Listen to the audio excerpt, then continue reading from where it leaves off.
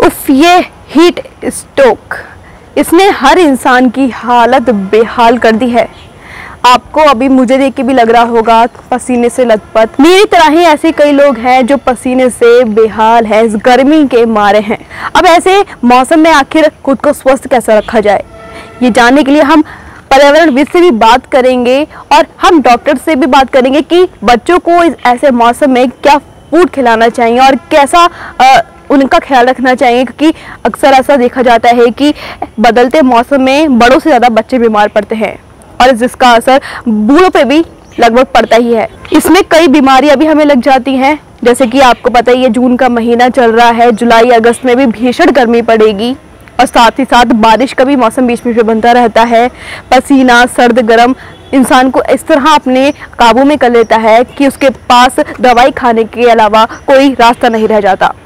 आइए जानते हैं इस विषय को लेकर, इस मौसम को लेकर क्या कहना है पर्यावरणविद का। गर्मी पड़ रही है और लोगों का एक शहर से दूसरे शहर में जाना लगातार जारी है, क्योंकि सभी को पता है समर वेकेशन चल रहे हैं और जून के महीने में तो गर्मी होना लाजमी है। तो ऐसे में हीट स्ट्रोक से बचने के लिए हमें क्या करना चाहिए और क्या नहीं करना चाहिए, ऐसे कुछ पॉइंट्स जानने के लिए हम पहुंचे हैं केवीआर हॉस्पिटल में और मेरे साथ मौजूद हैं डॉक्टर कुशाल अग्रवाल। सर, हमें बताएं कि किस तरह से इस लू से बचा जा सकता है, खासतौर से बच्चों को ऐसा क्या करना चाहिए कि बच्चे तो शैतान होते हैं, वो ना कहने के बावजूद भी घर से बाहर निकलते हैं गर्मी में, तो ऐसे में क्या करें? ओके, हाय, पहली चीज़ तो हम ये बात करते हैं कि लू का क्या मतलब है, लू के क्या क्या लक्षण हो सकते हैं। इसमें बच्चों को चिड़चिड़ाहट, सर में दर्द, बुखार, मांसपेशियों का अकड़ना, रैशेस, लाल धब्बे पड़ जाना, यहाँ तक कि पानी की कमी और बेहोशी भी हो सकती है। हमें इसमें ये जरूर ध्यान रखना है कि जो लू हो रही है, अगर इनमें से कोई भी सिम्टम्स हमें मिल रहे हैं तो मेरे बच्चे को गर्मी का प्रकोप हो रहा है। इसमें बच्चे, आपने बिल्कुल कहा कि शैतान होते हैं, वो तो हरकतें करते ही हैं। तो इसमें हमारे कुछ कुछ पॉइंट्स ऐसे होते हैं कि जिनमें हम प्रिकॉशंस लेते हैं। प्रिकॉशन में मतलब पहली चीज़ तो ये कि बच्चे को हमेशा हम लाइट कलर्ड क्लोथ्स पहनाने की कोशिश करते हैं गर्मियों में। इसमें हम उनको लूज फिटिंग क्लोथ्स पहनाते हैं जिसमें हवा का सर्कुलेशन बहुत अच्छी तरीके से मेंटेन कर सके, एंड लेयरिंग अवॉइड करते हैं, मल्टीपल लेयर्स ऑफ क्लोथ्स हम अवॉइड करते हैं इसमें बच्चों के साथ। सेइंग कि पानी पीते रहो, हाइड्रेशन मेंटेन रखो, it's a very easy thing to say, but hydration का क्या मतलब होता है हमें इस पर भी ध्यान देना होगा। हाइड्रेशन सिर्फ पानी का मतलब नहीं होता है। हमारे स्वेट में हम खुद भी जानते हैं कि स्वेट हमारा नमकीन होता है, तो हमें सॉल्ट मतलब सोडियम और पोटेशियम इन बैलेंस के ऊपर भी ध्यान देना बेहद ज़रूरी है। मतलब जो हम पानी पी रहे हैं वी वुड प्रेफर कि हम या तो उसको नींबू पानी, शिकंजी, जलजीरा, ORS, इन पर्टिकुलर फॉर्मेट्स में हम लोग ज़रूर पिएँ इससे, ताकि हमारे अंदर सॉल्ट्स की कमी भी ना हो सके। मांसपेशियों का करना वगैरह, ये सारी चीज़ें हमारी सॉल्ट की कमी से ज़्यादा रिलेशन होता है। नेक्स्ट, आजकल हम ये देखते हैं कि जब माँ बाप, मदर्स आती हैं, मायके आई होती हैं बिकॉज ऑफ स्कूल हॉलीडेज़, तो वो कूलर इन्वायरमेंट से हमारे जैसे इस समय गर्मियों में आती हैं, तो बच्चों को बीमार पड़ने की शिकायतें और ज़्यादा बढ़ जाती हैं। तो इसमें हम लोग कुछ प्रिकॉशंस जो ले सकते हैं मदर्स के तौर से। पहली चीज़, बच्चों को अगर बार बार बीमार पड़ने की हिस्ट्री है, मतलब ऐसा हो कि जल्दी जल्दी वो बुखार आता रहता हो या दस्त लगते रहते हैं, तो वी अवॉइड फिजिकल एक्सर्शन, बहुत ज़्यादा उनसे एक्टिविटी नहीं करवाते हैं। इसके बाद जो हम लोग फिजिकल एक्टिविटी करवाते भी हैं, ये नहीं कि वो आए और बच्चे एकदम ही खेलने कूदने दौड़ने में लग गए। We try to give it at least 3 to 5 days का एक्लिमेटाइजेशन पीरियड, बच्चे को हम इस एनवायरनमेंट के अनुकूल अडेप्ट करने का समय जरूर देते हैं। इसके बाद भी जो एक्टिविटीज़ होती हैं वो एकदम ही पहले दिन ही बच्चा सारी रेसें में दौड़ ले, ये हम लोग अवॉइड करेंगे। धीरे धीरे करके फिजिकल एक्टिविटी बढ़ाने की कोशिश करेंगे। इसमें शेड्यूलिंग ऑफ एक्टिविटीज़ भी बहुत ज़्यादा ज़रूरी होती हैं। मतलब सुबह और शाम जब तेज़ धूप नहीं पड़ रही है, इस समय अगर हम शेड्यूल करें इनकी फिजिकल एक्टिविटीज़ को तो बहुत अच्छा रहेगा। हाइड्रेशन के बारे में हम लोगों ने बात करी ही है। क्लॉथ्स कैसे पहनाने हैं, वही loose fitting, less of layering, light coloured, वो हमें पहनाने हैं। अब आ जाते हैं कि अगर सपोज आपके बच्चे को इनमें से कोई इशू हो जाता है कि सपोज अचानक रैश होने लग गया, अचानक ही वो बेहोश होकर गिर गया, अचानक ही बहुत चक्कर आने लग गए, सर दर्द होने लग गया, शरीर तपने लग गया, तो हमें क्या करना है? सबसे पहले हम बच्चे को लेकर जाएंगे एक कूल या शेडी जगह पर। इसके बाद जितना डिग्निफाइड तरीके से हम पेशेंट के कपड़े कम कर सकते हैं, बच्चे के कपड़े कम कर सकते हैं, वो कम करेंगे। फैनिंग करेंगे जो ताकि एयर सर्कुलेशन बहुत अच्छा रहे। इसके बाद हम इनके ऊपर सादा पानी छिड़केंगे ताकि बच्चे का टेम्परेचर हम एक धीरे धीरे तरीके से कम कर सकें। ठंडा पानी हमें नहीं स्प्रे करना है। इसके बाद अगर बच्चा अलर्ट है, एक्टिव है, बोल पा रहा है, तब तो उसको थोड़ा थोड़ा हम सिप्स देंगे पानी का या ORS का, किसी भी चीज़ का। अगर वॉमिट कर रहा है, वॉमिटिंग में बहुत कॉमन कॉम्प्लिकेशन होता है हीट का, तो फिर हम उसको एक करवट लेटा के रखेंगे बच्चे को, ताकि वो अपनी उल्टी को फेफड़ों में ना लेके चले जाए। और अगर वो बेहोश है तो कृपया करके बच्चे को कुछ भी खाने पिलाने की कोशिश ना करें। पैर को सर के ऊपर रखें, सर के लेवल से ऊपर रखें, और बच्चे को जल्दी से जल्दी हम ट्रांसपोर्ट करें। ये मोटे मोटे हमारे प्रिकॉशंस, मोटे मोटे फर्स्ट एड के एक्ट्स, इनको हम लोग ध्यान रखेंगे तो ये आराम से गर्मियाँ निकल जाएंगी।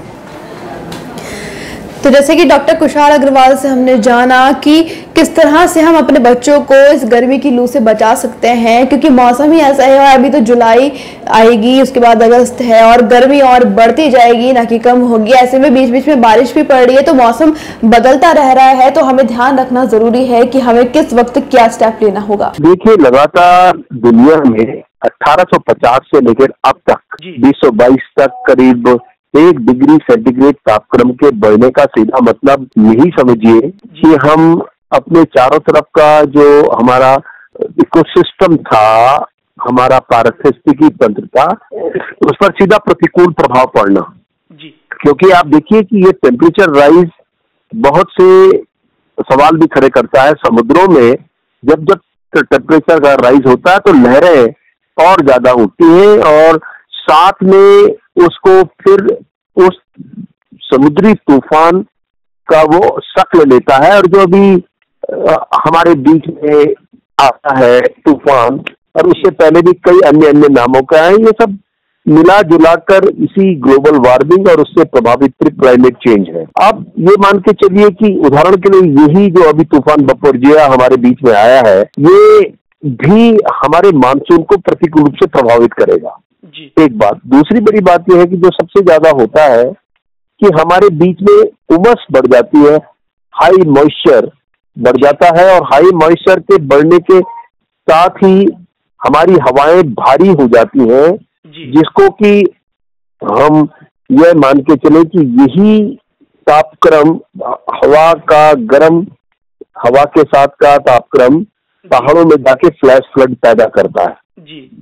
तो अभी पहाड़ हो या मैदान हो, कहीं ना कहीं इस उमस से सीधे प्रभावित होते हैं। दूसरी बड़ी बात यह है कि देखो, अभी हमारे देश में भी और दुनिया में भी नंबर ऑफ कोल्ड वेव के जो दिन होते हैं, शीतकालीन जिसको हम लहर कहते हैं, इनको घट रही है। मतलब आप समझिए कि पहले होते थे साल भर में 100 के करीब दिन होते थे, वो अब घटते 53 तक पहुंच चुका है शीतकालीन। इसका मतलब है उसके बदले में जो हीट वेव्स के नंबर ऑफ डेज है वो बढ़ते जा रहे हैं। तो ये सारे, चाहे पहाड़ हो चाहे मैदान हो, उसको कहीं ना कहीं प्रभावित करता है। इसका सीधा और बड़ा कारण है कि ग्लोबल वार्मिंग, जिसको कि हमने खड़ा कर दिया। और ये भी मान के चल लीजिए मित्र कि 1 दशक पहले हमारी आशा थी कि हम अपने तापक्रम को 1.5 तक रोक देंगे, जो डिग्री सेंटीग्रेड बढ़ने के लिए सारी दुनिया ने कोशिश करी है। अब चांसेस ये है कि 1 दशक पहले हमको लगता था कि हम इसे रोक पाएंगे या नहीं रोक पाएंगे, तो हमको लगता था कि शायद हम इस तापक्रम को 10% चांसेस थे, हम नहीं रोक पाएंगे। आज ये चांसेस समझो कि 48% हो चुके, ये आना ही आना है, और अगले 5 सालों में ये 66% हो जाएगा। मतलब इस बात के चांसेस कि अब हम तो 1.5 डिग्री सेंटीग्रेड पहुंचने के लिए 66% संभावनाएं तैयार है। उसका कारण यह है हमारा तमाम तरह का डेवलपमेंट, हमारी human activities, energy consuming society, ये सब इसको उसी के प्रभाव से सब कुछ हो रहा है। जी सर, जिस तरीके से लेकिन पहाड़ जो लगातार तपिश झेल रहे हैं और मैदान भी इससे अछूते नहीं है, तो सर क्या आने वाले दिनों में कहीं खतरे के संकेत हैं सर? खतरा संकेत है, अब साइक्लोन आ रहे हैं, हीट वेव्स आ रही है, आपके फ्लैश फ्लड आ रहे हैं, तो ये तो संकेत है ही है। और आप देखिए कि आप इसको यही तक मत, फूड क्राइसिस आ जाती है जी, क्लाइमेट चेंज से, ग्लोबल वार्मिंग से ह्यूमन वाइल्ड लाइफ कॉन्फ्लिक्ट बढ़ जाएगा जी, फूड स्कैर्सिटी होगी, तो ये तो कई तरह की चीजों को दुष्परिणाम पैदा करेगा ही करेगा। जी सर, आप चूंकि पर्यावरणविद हैं और उत्तराखंड की बारीक को, पर्यावरण को काफी आपने करीब से देखा है, तो सर दर्शकों से किस प्रकार से कहना चाहेंगे कि आखिर इस चीज से कैसे बचा जाए, जो एक क्योंकि अब कोई उत्तर नहीं बचा। अब सच्ची बात यह है कि जिस तरह से कि हम लोग बोलते भी है पिछले 1-2 दशकों से, लगातार मैंने भी कहा है और पर्यावरण से जुड़े हुए लोगों ने भी कहा है कि आप अपनी जीवन शैली को सरल बनाएं, बहुत ज्यादा अपनी निर्भरता में न रखें, शारीरिक श्रम, शारीरिक कष्ट झेलें, लेकिन हमने इनमें से किसी भी चीज को नहीं स्वीकारा है, तो अब इसके दुष्परिणाम तो हमको झेलने ही होंगे।